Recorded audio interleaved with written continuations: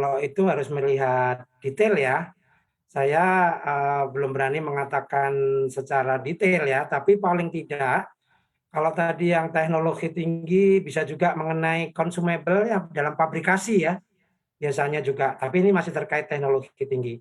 Tapi jangan-jangan mungkin ada juga yang sifatnya consumable yang mungkin barang-barang itu berasal dari negara-negara yang murah ya, barangkali ya. Nah, itu perlu kita cek ya. Nah, ini saya kira, perlu, dilihat lebih lanjut ya. Saya kira, kita nanti akan sampai ke sana juga itu, Mbak Sasa. Oke. Nah, terkait dengan, arahan Presiden Joko Widodo begitu Pak, terkait dengan, eee, produk dalam negeri BPKP dan juga Menteri Keuangan kan ini diperintahkan untuk mengawasi realisasi kebijakan 40% nih Pak, dari alokasi anggaran di Mhm. APBN, APBD dan juga BUMN untuk digunakan belanja barang buatan tanah air. Nah, ini langkah konkret dari BPKP seperti apa nih Pak?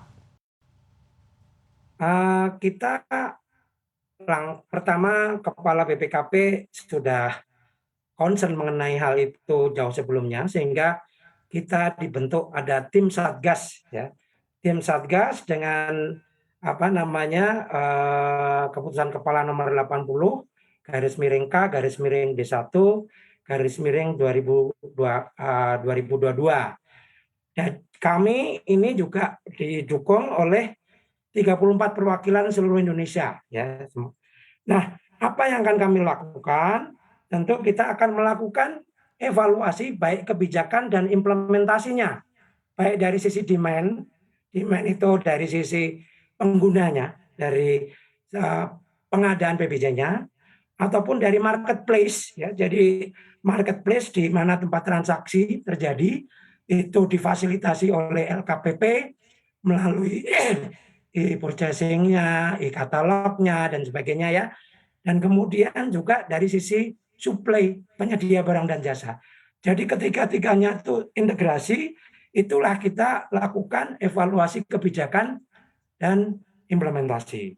Jadi itu terutama di marketplace itu kita bahu-membahu bersama dengan LKPP dan juga Kementerian Perindustrian mengenai tingkat supply TKDN-nya. Ini secara bersama-sama kita melakukan monitoring ya. Namun kami juga selalu memberikan atensi terlebih dahulu ya untuk mencegah kira-kira potensi manajemen risikonya kalau terjadi sumbatan-sumbatan atau hambatan-hambatan di mana. Nah, ini selalu kita melakukan kolaboratif lah dengan beberapa kementerian. Dan kita day to day mengikuti situasi terkini, Mbak Sasa. Saya kira itu.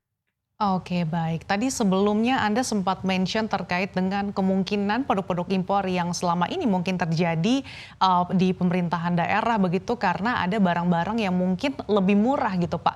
Nah, kalau misalkan nanti akan ada temuan seperti ini, nanti apa langkah selanjutnya Pak yang akan dilakukan BPKP agar misalkan ini maksimal dalam supaya penggunaan produk-produk dalam negeri, Pak?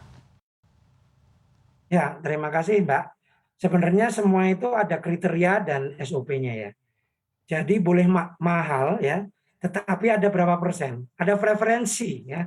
Ada preferensi produk dalam negeri boleh lebih mahal daripada impor ya. Namun ada preferensinya, ada hitungannya ya. Nanti ada BMB-nya dan sebagainya. Nah, itu yang kita cek apakah sudah sesuai dengan kriteria. Jadi kalau sudah sesuai dengan kriteria, ya boleh-boleh saja ya. Tapi tentu kita harus berpihak kepada produsen-produsen yang benar-benar lokal ya. Sehingga mau tidak mau ini akan bisa meningkatkan kemandirian bangsa. Saya kira kalau tidak ada keberpihakan seperti itu, kapan kita akan menjadi bangsa yang mandiri ya? Kapan kita bisa menikmati investasi di negeri dalam negeri sendiri. Saya kira itu, Mbak Sasa. Oke, Pak Agus, kalau kita melihat secara historis gitu, sebetulnya kan dana mengendap, khususnya daerah di bank ini kan sudah menjadi kisah klasik gitu ya Pak ya. Nah kalau berdasarkan pengawasan dari BPKP sendiri, apa sih yang menyebabkan penyerapan anggaran pada pemerintah daerah ini belum optimal gitu, dan bahkan tadi datanya tertinggi dalam 4 tahun terakhir Pak? Ya, ya itu banyak macam ya. Kayaknya setiap Pemda mempunyai karakteristik sendiri. Seharusnya kalau nanti ada Pak Irjen dari Kemendagri ini lebih paham. Tapi paling tidak, ya biasa yang kita temuin itu karena kekurangan optimal itu macam-macam. Bisa saja juga APBD-nya itu disahkannya terlambat. Ada juga yang masalah PBJ-nya terlambat, ya kan? Jadi ya, sampai akhir tahun belum dilakukan, ya kan? Nah, penunjukan kepala KPBJ-nya, ya toh, ada misalnya ada yang pensiun dan sebagainya. Jadi banyak hal, Mbak, banyak hal yang terjadi, tetapi pada intinya ya kekurangan optimalan dalam penyerapan anggaran itu.